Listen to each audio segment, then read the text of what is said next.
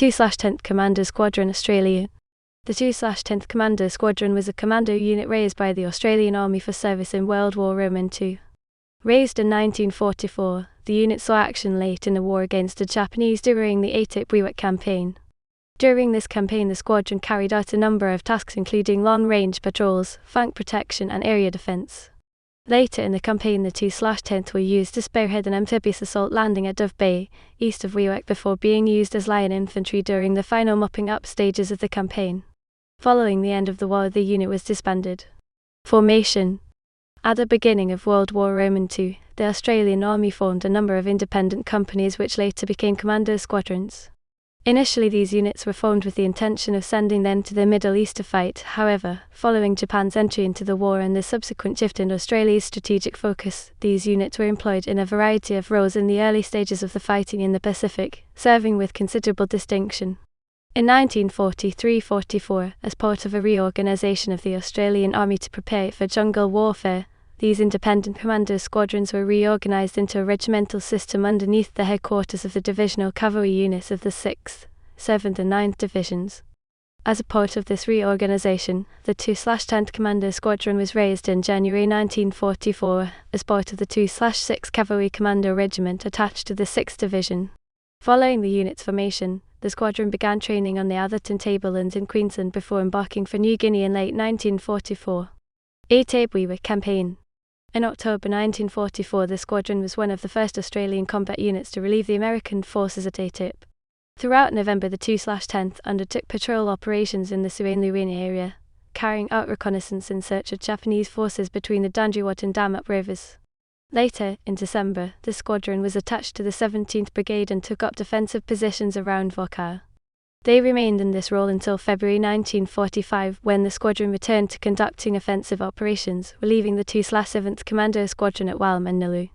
The 2/6 Cavalry Commando Regiment had been given the task of clearing the Mapik area, and in order to carry out these orders, the 2/10th crossed the Torricelli Range and established a base in the foothills at Omi. From there, the squadron continued to move in a southerly direction towards Mapik, protecting the flanks of the 2/5th and 2/7th Infantry battalions that were operating further inland. As well as keeping the enemy from the flanks of the 2 infantry battalions, the 2/10th was tasked to clear the populous areas to the northeast of the Omi villages. Initially, the Australians were very successful, managing to use surprise to their advantage in dealing with the pockets of Japanese resistance that they encountered. However, as the fighting continued, they began to suffer for lack of fire support.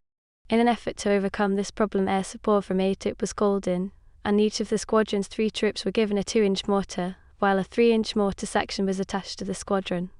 Throughout February, a number of ambushes and attacks were undertaken by the squadron, before on 20 February 1945, C Troop carried out an attack on Kyolajin which failed to remove the Japanese from the village and resulted in the loss of 2 officers killed and 5 troopers wounded. In March 1945, the squadron carried out further patrols, this time in the Milak, Morak and Orpik areas.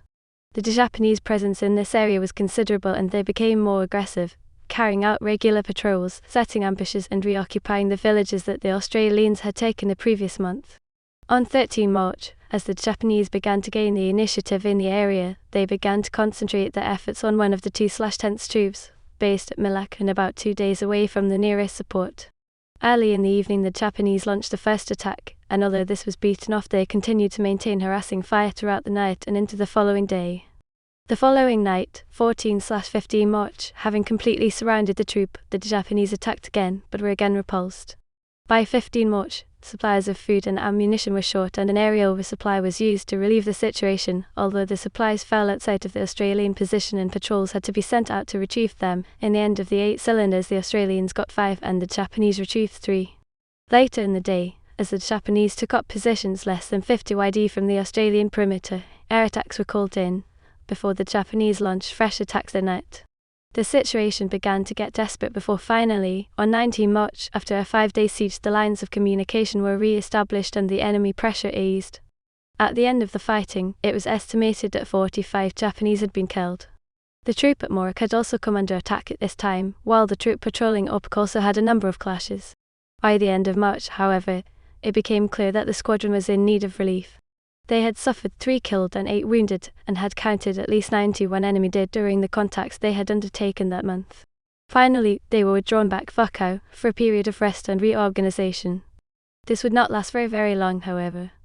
On 11 May 1945, the 2/6 Cavalry Commando Regiment, as part of Forward Force, took part in an amphibious landing at Dove Bay, east of WEWAK. Along with the 2/9th Commando Squadron, the 2/10th formed the initial assault force. Coming ashore ahead of the main landing force, the assault squadrons came up against only very sporadic Japanese resistance, and as the rest of the force moved inland, the 2/10th secured the beachhead. Later, they were moved to the west to Mandi, where the squadron headquarters set up in the Mandi Garden, and they began patrolling operations along the WEWAK Fork Road. In the first half of June, the squadron moved into a position about 2 miles west of the brandy plantation, and here they came into close contact with a force of Japanese that had been forced out from WEWAK and were attempting to raid Australian positions in the hope of gathering supplies. Casualties and losses from illness had been heavy, and the squadron had been reduced to roughly half its effective strength.